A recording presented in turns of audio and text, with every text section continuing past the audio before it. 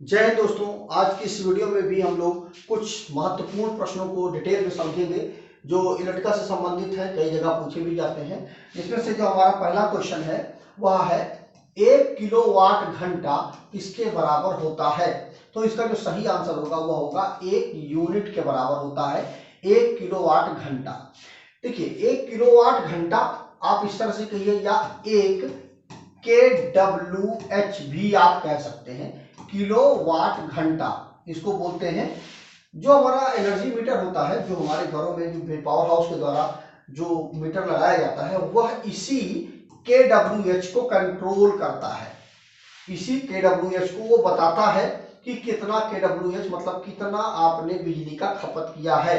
यहां पर मैंने लिख भी रखा है कि 1000 वाट बोले या 1 यूनिट बोले या 1 किलोवाट घंटा बोले, ये सब चीजें एक ही हैं।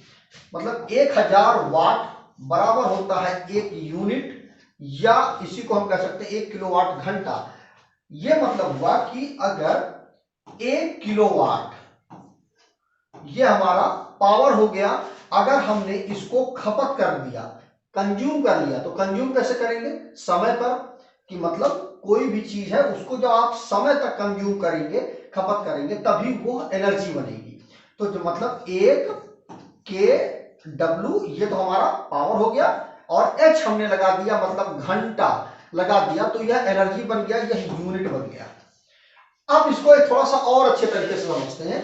देखिए 1 किलोवाट में कितना होता है हमारा? 1000 वाट होता है 1 किलोवाट में।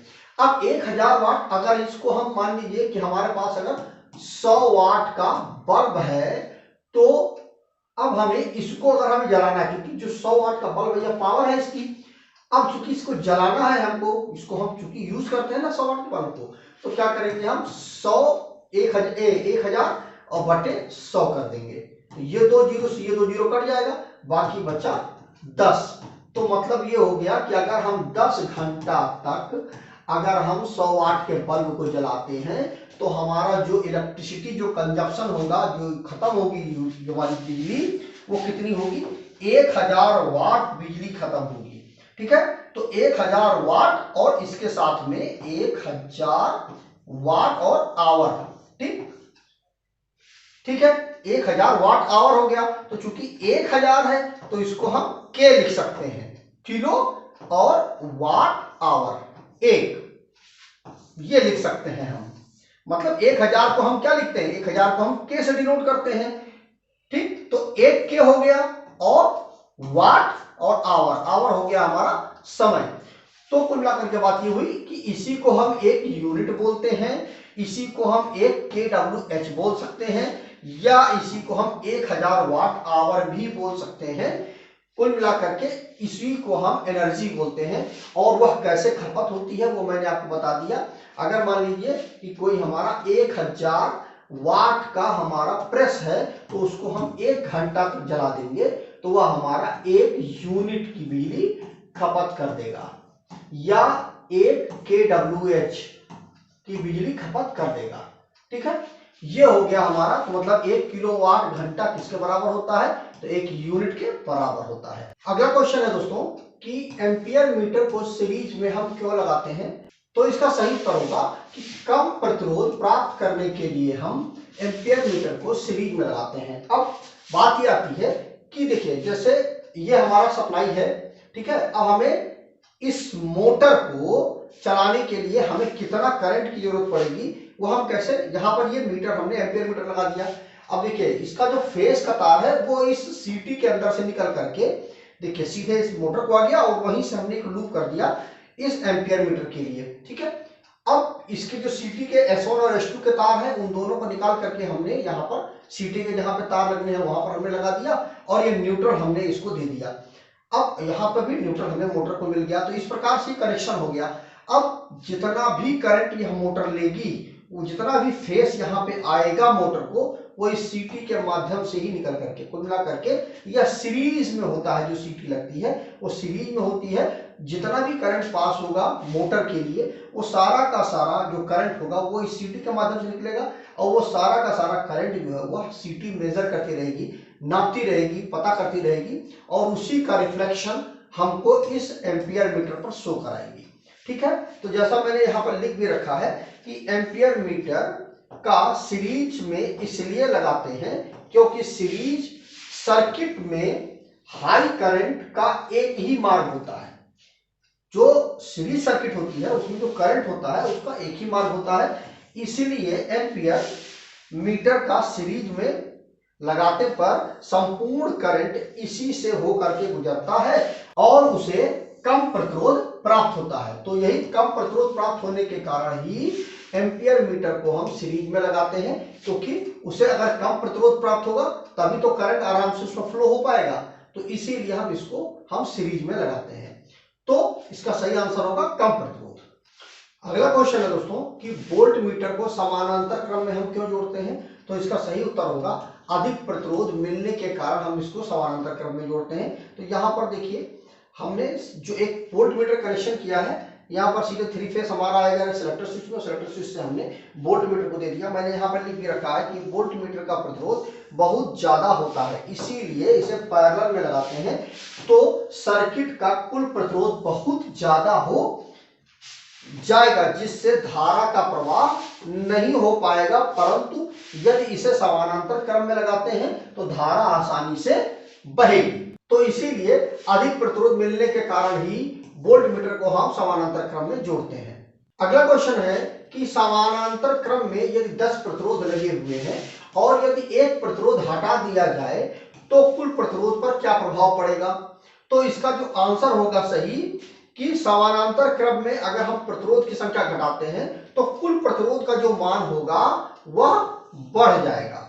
जैसे मैंने आपको यहाँ पर एक करके दिखा रखा, मैं सॉल्व भी करके दिखा देता हूं कि मान लीजिए यह हमारा एक प्रतिरोध है, ये दूसरा प्रतिरोध है, तीसरा ये चौथा प्रतिरोध है। ठीक है, अब यहाँ पर मान लीजिए यह जो हमारा प्रतिरोध है एज्यूम कर लेते हैं ये 2 ओम का है, यह हमारा 4 ओम का है, यह भी हमारा 4 ओम का है और ये 2 ओम का है। ठीक है, तो इतना हमारा प्रतिरोध है।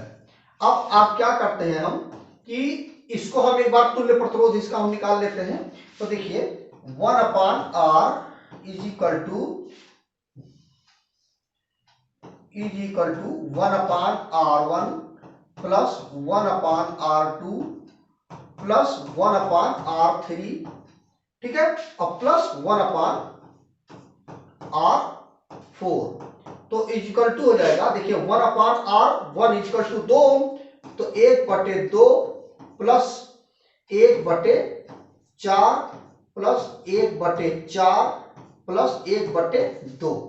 अब जब हम इसको सॉल्व करेंगे तो 4 एलसीएम ले लेंगे तो 2 दूनी 4 और 2 एकम 2 प्लस 1 प्लस 1 प्लस 2 दूनी 4 2 एकम 2, ये हो जाएगा 2 और 2 4 और 2 6, 6/4। अब इसको पलट देंगे तो हो जाएगा ये 4/6, 2 3 6 और 2 दूनी 4 इज इक्वल टू हो जाएगा 0.66 ओम आ जाएगा। अब अगर हम इसी जगह पर अगर हम एक प्रतिरोध कम कर देते हैं, ये मान लेते हैं हम कि ये हमारा एक प्रतिरोध नहीं है, ठीक है, अब ये 3 ही प्रतिरोध है हमारे, तो इसको जब सॉल्व करेंगे तो हो जाएगा 1/2 प्लस 1/4 प्लस 1/4, ठीक है। तो इसका जब हम एलसीएम लेंगे तो हमारा एलसीएम जो आएगा वो हम 4 एलसीएम ले लेते हैं तो 2 दूनी 4 2 एकम 2 plus 1 plus 1 is equal to हो जाएगा 4/4, ठीक है। अब इसको पलट देंगे तो भी 4/4 ही आएगा और जब हम इसको डिवाइड करेंगे तो 1 आ जाएगा। तो अब देखिए जब प्रतिरोध की संख्या 4 थी तो क्या था 0.66 ओम आया, और जब एक प्रतिरोध हमने कम कर दिया तो कितना आया, प्रतिरोध का मान 1 आ गया, मतलब प्रतिरोध की संख्या बढ़ गई, प्रतिरोध का मान बढ़ गया। तो समानांतर क्रम में यदि 10 प्रतिरोध लगे हुए हैं और अगर एक प्रतिरोध को हम हटा देते हैं तो कुल प्रतिरोध पर क्या प्रभाव पड़ेगा, प्रतिरोध का मान बढ़ जाएगा। यहां पर हमने देखिए प्रतिरोध की संख्या कम की तो प्रतिरोध का मान यहां पर बढ़ गया। अगला क्वेश्चन है कि 1 जूल प्रति सेकंड कार्य करने की दर को क्या कहते हैं। तो 1 जूल प्रति सेकंड कार्य करने की जो दर होती है उसको हम 1 वाट बोलते हैं। 1 वाट को हम 1 जूल प्रति सेकंड कार्य करने की दर को हम 1 वाट कहते हैं। यहां पर मैंने लिख भी दिया है कि 1 जूल प्रति सेकंड कार्य करने की दर को हम 1 वाट कहते हैं। तो इस तरह से हमने इस वीडियो में जाना कि 5 क्वेश्चंस को डिटेल में समझा। दोस्तों मेरा एक ब्लॉग भी है जिसका नाम है www.targetnutrition.com। वहां पर जाकर के आप इलेक्ट्रिकल से संबंधित फेरो नॉलेज ले सकते हैं। बहुत सारे आर्टिकल मैंने लिख रखे हैं जो कि बेहतरीन आर्टिकल हैं। निश्चित ही आप जाएंगे वहां पर पढ़ेंगे तो आपको अधिक से अधिक जानकारी मिलेगी। वहां पर इमेज के माध्यम से और अच्छे अच्छे शब्दों के माध्यम से बहुत अच्छे से आर्टिकल लिखा गया है। एक बार जरूर विजिट करके देखिए। तो आज वीडियो में बस इतना ही। जय हिंद दोस्तों।